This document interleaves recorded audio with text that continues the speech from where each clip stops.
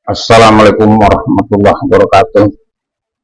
Semoga kita dalam kemudahan-kemudahan langkah yang kita ambil dapat mengurangi beban kita, baik tentang biaya maupun beban kesulitan, maupun tentang utang dan tentang sakit. Bertemu lagi dalam rangka edukasi manfaat komunikasi. Nah, ini penting ini.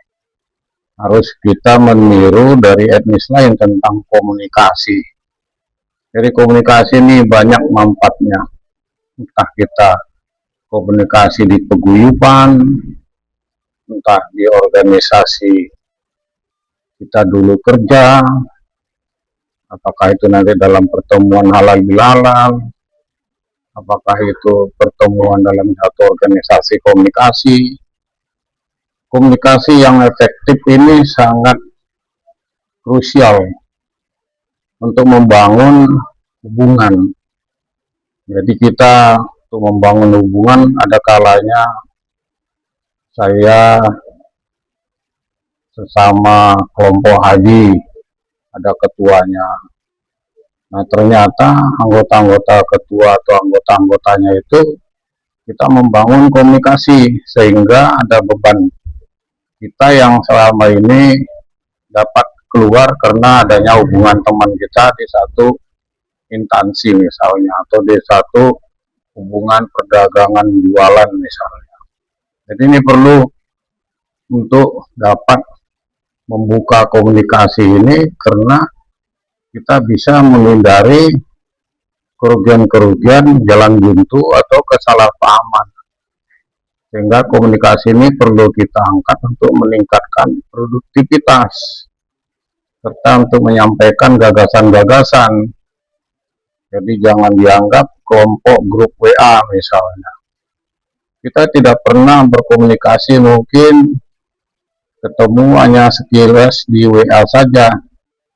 Tidak pernah bertatap muka, interaksi baik ke rumahnya atau di kantornya. Sehingga apabila kita mendapatkan jalan buntu, maka manfaat kita berkomunikasi tadi akan dapat mengangkat kendali kesusahan kita, sehingga pengungkapan itu bisa disalurkan melalui teman kita itu tadi. Mempererat ikatan. Jadi jangan sekilas saja berhari, berminggu, berbulan, grup itu tidak pernah, atau bisa saja kita menjapri di sana, kita komunikasi tinggal di mana, dari daerah mana, suku apa, bisa membangun. Adapun edukasi ini bagaimana kita merinci manfaat komunikasi. Jadi komunikasi itu banyak betul ya, membangun hubungan sosial yang kuat. Kalau kita sudah memanfaatkan komunikasi jadi hubungan yang kuat untuk mempererat antara pribadi dengan pribadi yang lain. Jadi hubungan manusia dengan manusia ini penting. Jangan kita membangun saja hubungan manusia dengan pencipta, sehingga kelompok kita bisa didapat dari jalan keluar apa-apa manfaat daripada kehidupan. Yang selanjutnya itu mengurangi konflik. Jadi dengan mengurangi konflik, jadi salah satu teman teringat dia dengan saya, dikasihkannya nomor HP, dia tutul nomor HP-nya, lawan konflik dia, silakan bicara dengan orang ini. Nah, terbuka komunikasi, jadi tadinya sudah mulai jalan buntu. Nah, saya mengutarakan bahwa itu tetangga saya, asalnya jauh di satu pulau sana, suaminya akrab, jadi dibantu.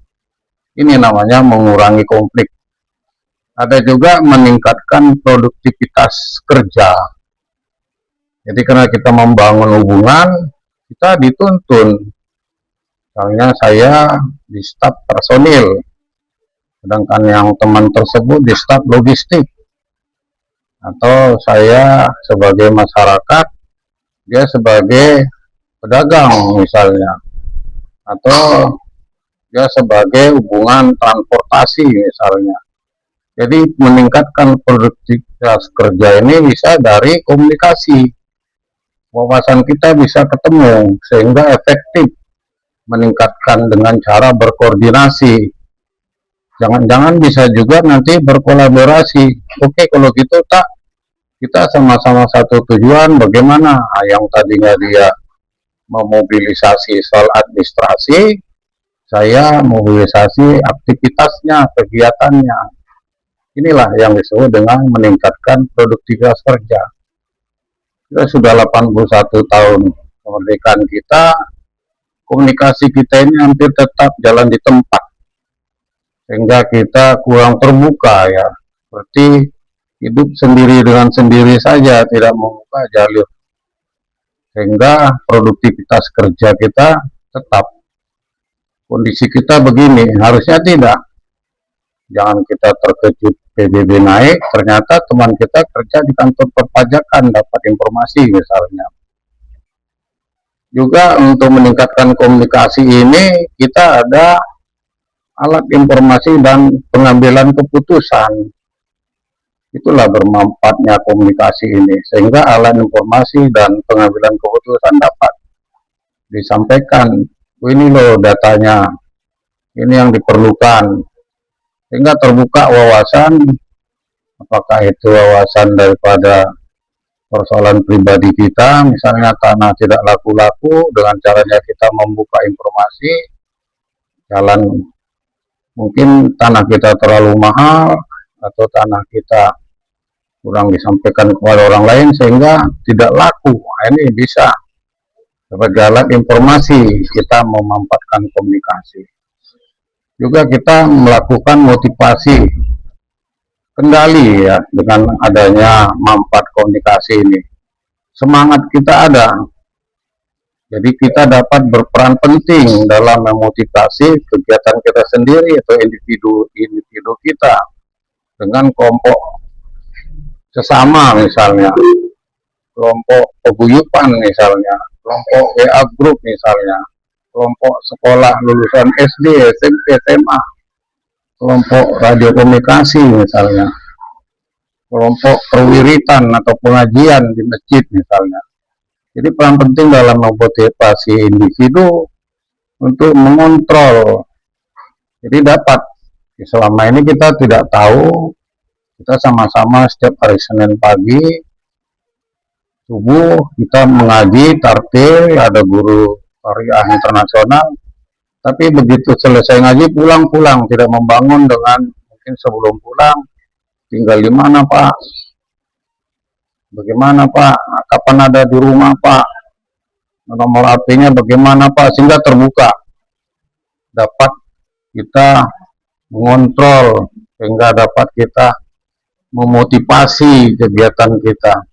Jadi perlu manfaat komunikasi ini perlu apabila seseorang, jadi kalau lulusan di satu negara itu bukan diandalkan dari kesarjanaan S2, S3, doktor dia, bukan. Tapi bagaimana dia bisa membangun, memanfaatkan komunikasi. Nanti dapat sejajar dia. Dibuka memang organisasi senat mahasiswa, tapi tidak aktif ya, tidak dijaga, sehingga sesudah dia jadi sarjana sulitan untuk bisa membuka cakrawala untuk kendali kegiatan misalnya. Manfaat dari komunikasi ini bisa disebut dengan pengembangan diri dan pengetahuan. Jadi banyak ya kita lihat manfaat daripada komunikasi ini. Bagaimana sebenarnya pertukaran informasi ya, sudah kita dapat dengan teman kita. Oh, rupanya tanah itu yang dijual 1 hektar itu orang 5 bersaudara tidak bisa ya dibagi 200 meter per orang. Oh, enggak bisa Pak. Dia kebetulan dinas di Badan Pertanahan. Jadi 5 orang itu jalannya bagaimana, gambar tanahnya bagaimana. Jadi harus diberikan fasilitas umum untuk lalu lintas. Jangan nanti yang paling kecil jalannya nggak ada.